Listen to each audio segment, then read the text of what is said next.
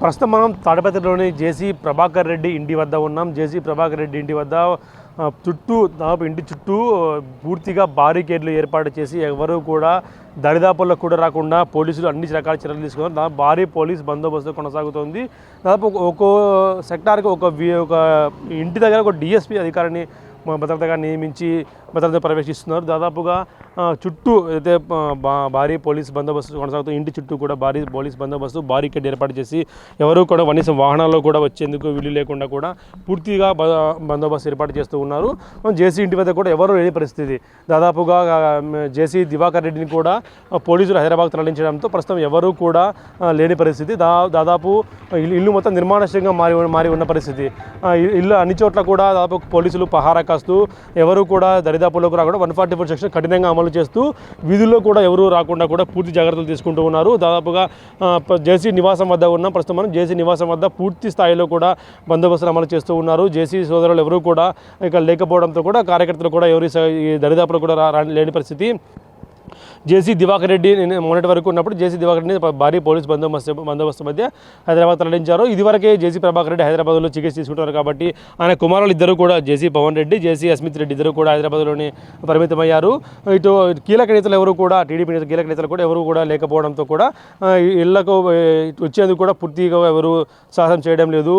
ద్వితీయ శ్రేణి నాయకులందరినీ కూడా పోలీసులు అరెస్ట్ చేయడంతో దాదాపుగా 91 మంది మీద కేసులు నమోదు చేసి వారిని కడప జిల్లా జైలుకు తరలించడంతో ద్వితీయ శ్రేణి నాయకులు కూడా ఇటువైపు వచ్చేందుకు కూడా సాహసం చేయడం లేదు.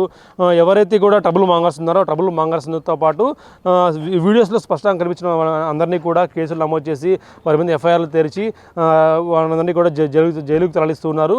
ప్రస్తుతం జేసీ నివాసం చుట్టూ అన్ని వైపులా కూడా పోలీసులు బందోబస్తు ఏర్పాటు చేసి ఎవరు కూడా రాకుండా చూసుకుంటూ ఉన్నారు.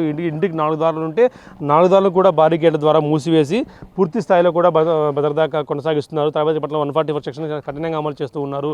ఎవరు కూడా గుంపులుగా చేరకుండా ట్రబుల్ మాంగర్స్ కానీ కీలక వ్యక్తులు కానీ ఎవరు కూడా సంచరించకుండా అన్ని వైపులా కూడా జాగ్రత్తలు తీసుకుంటూ ఉన్నారు. ఇటు జేసీ ప్రభాకర్ రెడ్డి కానీ కేతిరెడ్డి పెద్దారెడ్డి కానీ ఈ